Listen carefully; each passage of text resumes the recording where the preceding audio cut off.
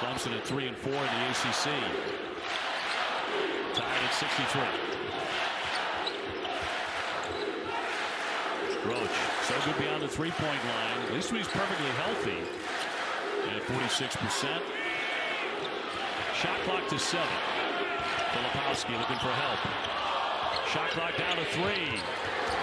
The scoop shot won't go. The follow won't go by Mitchell. Clemson on the run out. And the scoop on this end will drop for Hunter, and Clemson reclaims the lead. The 9th time the lead has changed hands. 65-63.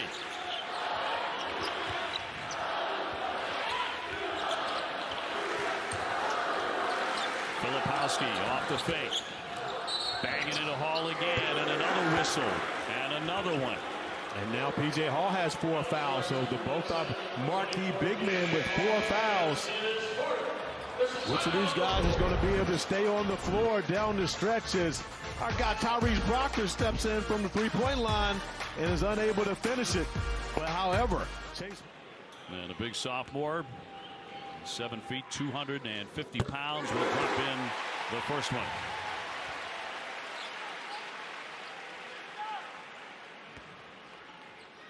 Just 3 out of 7 at the foul line, which has not been a friend of the Duke Blue Devils, but it was here for the big guy, and he has tied it at 65. Ryan Young going to sub in for Jeremy Roach. We got to mention Roach playing on a sore ankle.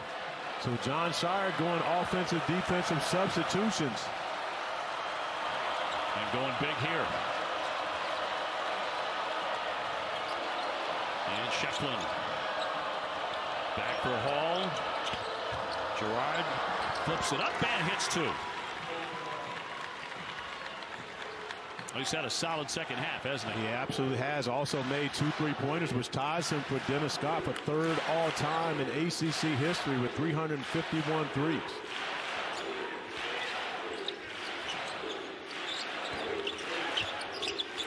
McCain way outside. Proctor. He can't stick it. Filipowski kept it alive. Another effort from McCain, and short. Filipowski fortunate to be still in this game with all the contact he created on that possession, playing with 4 fouls. Not sure that was a smart attempt for Flip. However, did not get penalized for it. Now the Tigers trying to increase their lead. Under 2:20 to play. And a feed for Hall, denied by Young, who commits the foul. But that's why Ryan Young is in the game right now, so that he can guard P.J. Hall. And Kyle Filipowski, playing with those 4 fouls, does not have to defend P.J. Hall on the block. And now we see for the offensive end, Jeremy Roach at the table coming back into the game. Young foul number 3 to put Hall to the line, the senior. Preseason first team All-ACC. And hits number 1. Now he's perfect at the line. He's 4 for 4. And as you mentioned, Roach back on, and Young steps out for Jon Scheyer. And you go back to the beginning of the second half when we showed the struggles that P.J. Hall was dealing with, only 2 for 9 from the field at the time. Now you look up a double-double, 16 points and 10 rebounds for P.J. Hall, who is just stuck to the script and gone about playing his game here in a rowdy environment and giving his team a 4-point lead. He really quieted the crowd, didn't he? And here's a timeout for the Duke Blue Devils. 17 for Hall. 69-65. Clemson opening up a 4-point advantage with about 2 minutes to go. And P.J. Hall got off to a great start early, knocked down his first 2, but then struggled in the middle part of this game. Not just 1 air ball, but actually 2 air balls in this short range, but then went over, got coached up a little bit by Brad Brownell, and all of a sudden we saw the P.J. Hall we knew and were expecting to show up in this game. The offensive rebound to put back, knocks down a huge 3, and then playing with force through the paint. P.J. Hall now with a double-double, 16 and 10. Give me 17 and 10. 10 points in the second half. They needed every one of them. They lead at 69-65. Duke Blue Devils all time at Cameron Indoor, 955 wins, just 173 losses. That's 85% that they've won in this building. We came on the year today, though, talking about how unusual it is. They've already been beaten twice here, in November by Arizona, and then just a week ago by the Pitt Panthers. Are they going to fall again today, or can they dig their way back to the lead in a victory? Here's Filipowski leaning in. He'll draw the foul and head off to the line again, hit by Shefflin, number 4. 2:06 showing. And a 7-footer to shoot. He has had a rough day, courtesy of the Clemson Tigers. I think it's so huge that Joe Girard showed up in the second half, regardless of how this game finishes up, because he was a non-factor in the first 20 minutes. In the second half, he's been very tough. He has 13 points. Clemson can't win without him being productive. John Shire knew that going into this game. Talked about his numbers in the losses. They wanted to limit his production, but they haven't been able to do it in the second half. Kyle Filipowski, for the second time, misses 2, but great play by McCain coming up, getting the turnover. Filipowski working hard. Short. It has not been his day. Is it going to be Clemson's? Leading 69-65, and the basketball back for the Tigers. Shefflin looking inside, nothing there, and picked off. The steal by McCain. He goes in strong and lays it in. A minute and 28. Let's see if they reset the clock. A couple of seconds ticked off there. Jared McCain,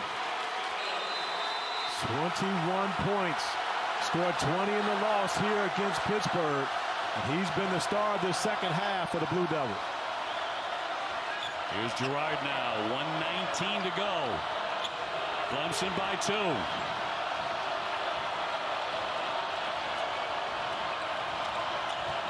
Girard won't shoot it. Shefflin bobbled it and gave it away.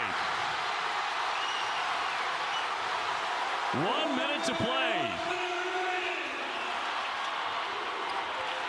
McCain. Step back. Here's the 3.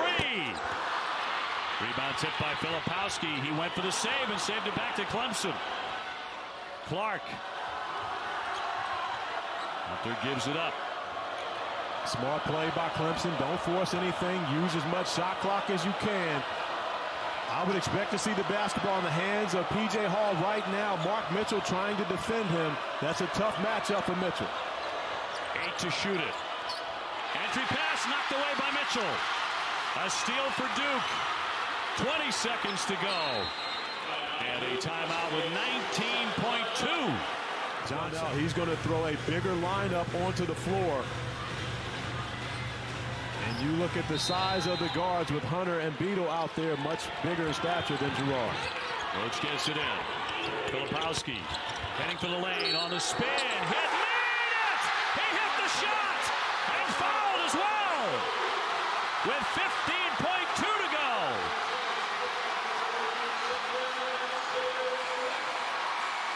Shefflin with foul number 5.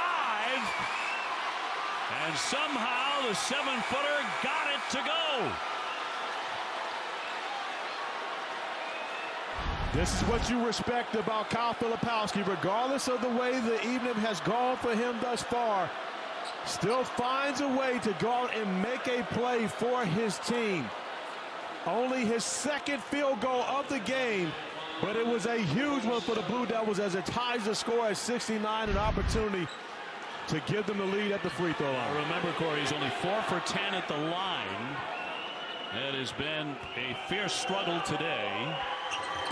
And he made it when he needed to, didn't he? Duke by 1. Clemson does have 2 timeouts remaining. Get across half court, you call the timeout and get organized. With 12.4 to go. And a timeout, Tigers.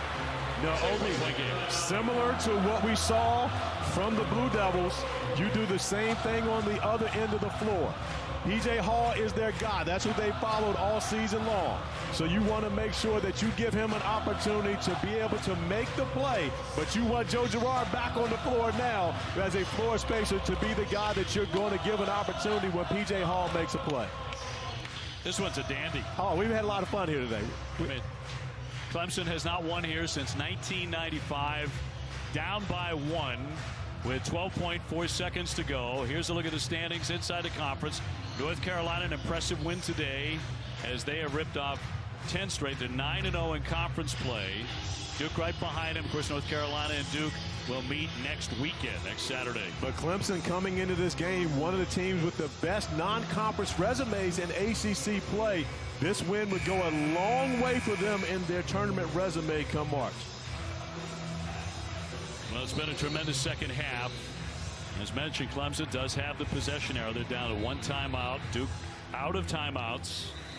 Whatever you do, if you're the Clemson Tigers, you want to do it going toward the basket. You want to put the pressure on the officials to make a call if there's contact. Preferably if it's P.J. Hall attacking, getting downhill, similar to what we saw from Kyle Filipowski on this end of the floor. Because remember, Flip playing with 4 fouls as well. If he's having to guard P.J. Hall on this end, it's going to put a lot of pressure on these officials to make a call if there is contact.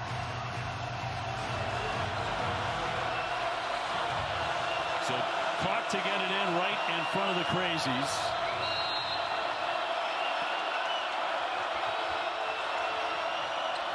Hunter.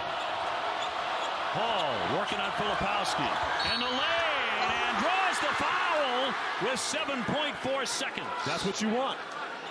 You're taking your best player. You're saying go out and take us home. And not only does he get to the free throw line with an opportunity to tie and give his team a lead, he also fouls out Kyle Filipowski, picking up that 5th with P.J. Hall attacking the basket. Great execution once again. You get the basketball in the hands of P.J. Hall. Now, had he spun back, Jeremy Roach would have come away with a steal, but P.J. Hall is strong enough to go through the contact and get a shot.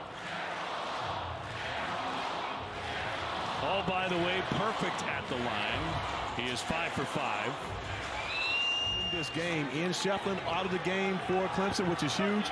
Even bigger, Kyle Filipowski now disqualified from this game, and we'll have to watch if it does go into the extra session. So here comes number 1 for the senior, P.J. Hall, trying to tie it.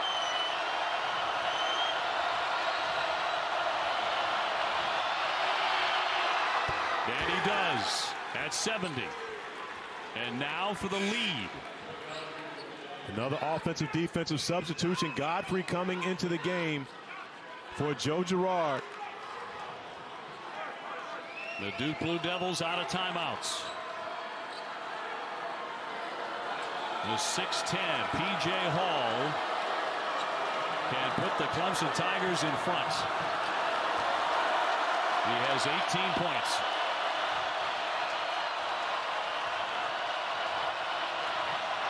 The second on the way, and the Tigers lead it 71-70, and they take a timeout.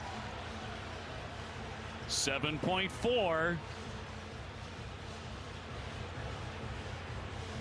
71-70. Man, is it quiet in here. Give P.J. Hall and his Clemson Tiger teammates a lot of credit for quieting this building, especially in the second half. Obi, we watched Clemson take a 6-0 run at the half. Duke was up 12. Clemson cuts it to 6. They come back and struggle a little bit to start the second half. But when they withstood that first 5 minutes of the second half, they started to build some momentum. The longer Duke allowed them to hang around, they built more and more confidence and now find themselves with a 1-point lead with 7.4 remaining.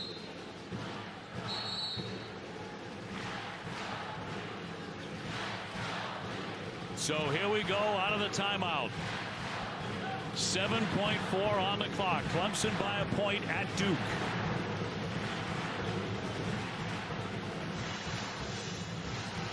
P.J. Hall very smooth and very confident at that line. You've talked all day about the veteran presence for the Tigers. And is it going to pay off here? Roach is going to inbound. No pressure on him. Here's Proctor. Proctor across midcourt. Proctor looking to get a shot in the air, round the back. He fires it up there, left it well short. There is a whistle. A foul on the play with .4 on the clock.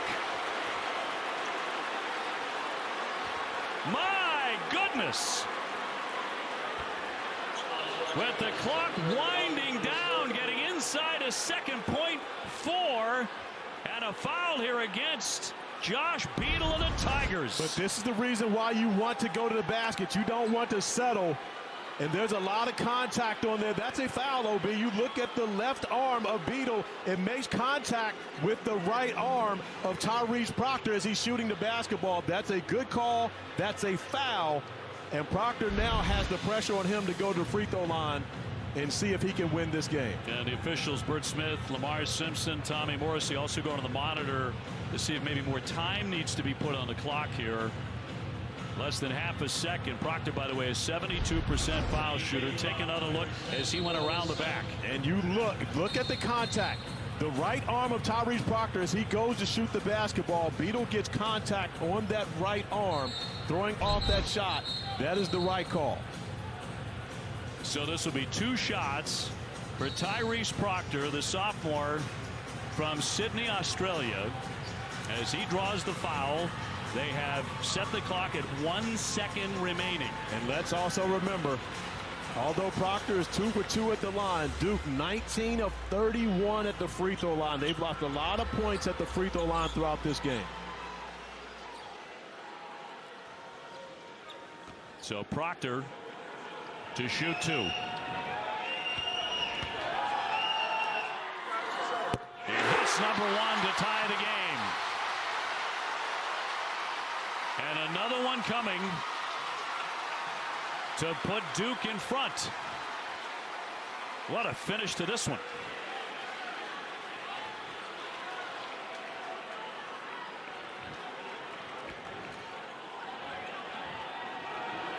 Everybody holding their breath here. And he makes the pair. Duke leads 72-71. 1 second to go. Girard trying to get it in. Long pass, knocked around, and Duke cradles it, and they win the ball game. 72-71, the final today at Cameron Indoor.